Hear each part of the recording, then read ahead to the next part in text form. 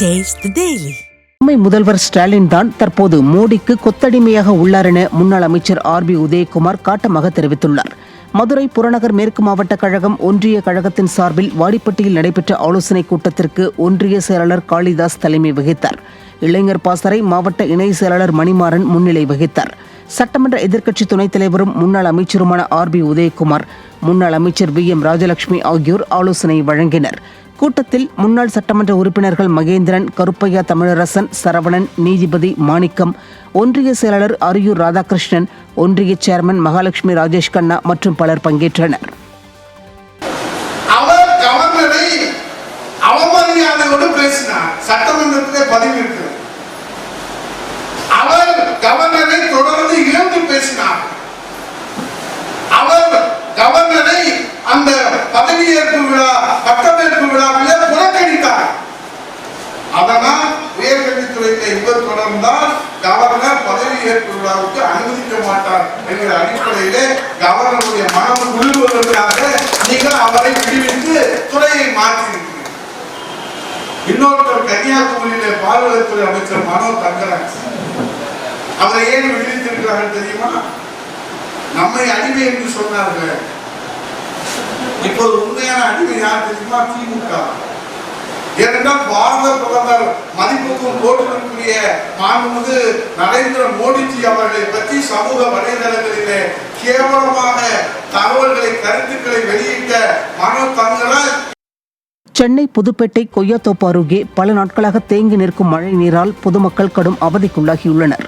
நாகப்பன் முதலை தெருவில் குப்பை தொட்டி இல்லாமல் பொதுமக்கள் குப்பைகளை கீழே போட்டுவிட்டு செல்வதால் மழை நேரத்தில் குப்பையும் தண்ணீரும் சேர்ந்து துர்நாற்றம் வீசி வருகிறது. இதனால் பள்ளி மற்றும் கல்லூரி செல்லும் மாணவ மாணவியர் இந்த பகுதியை விட்டு சுற்றி செல்லும் நிலை உள்ளது. கொய்யாத்தோப்பு நாகப்பன் முதலை தெருவில் இந்த நிலை நீண்ட காலமாக இருந்து வருவதாக அப்பகுதி மக்கள் குற்றம் சாட்டுகின்றனர். எனவே நிர்வாக திறனற்ற ஸ்டாலின் அரசு கால்வாய் வசதியை ஏற்படுத்தி தர வேண்டும் என கோரிக்கை விடுத்துள்ளனர். இந்த இடத்துல பார்த்தீங்கன்னா ஒரு 10 நிமிஷம் மழை பெஞ்சாலே இங்கே வந்து மழை தண்ணி வந்து தேங்கிடுது. இந்த பக்கத்துலேருந்து தண்ணி வெளியில் போகிறதுக்கு வழியே இல்லாததுனால என்ன ஆகிடுது, இங்கே தண்ணி வந்து ஒரு 10 நிமிஷம் மழைக்கு அப்படியே ஃபுல்லாக தேங்கி நின்றுடுது. ஸ்கூல் பின்னாடி ஸ்கூலும் இருக்குது. இந்த பக்கமாக வரப்போகிற பசங்களாலையும் இந்த ஸ்கூல் வழியாக இந்த வழியை வந்து பயன்படுத்தவே முடிய மாட்டுது. ஃபுல்லாகவே வந்து சேறு சகதியமாக மாறிடுது. இது அது இல்லாமல் இங்கே வர குப்பை தொட்டி ஒன்று முன்னாடி வந்து டஸ்ட்பின் வச்சுட்டு இருந்தாங்க, இப்போ வைக்கல. அது இப்போ இங்கே இருக்கிற மக்கள் எல்லாமே வந்து குப்பையை எடுத்துகிட்டு வந்து கீழே கொட்டிடுறாங்க. அந்த மழை தண்ணி கூடவே அதுவும் சேர்ந்துருது.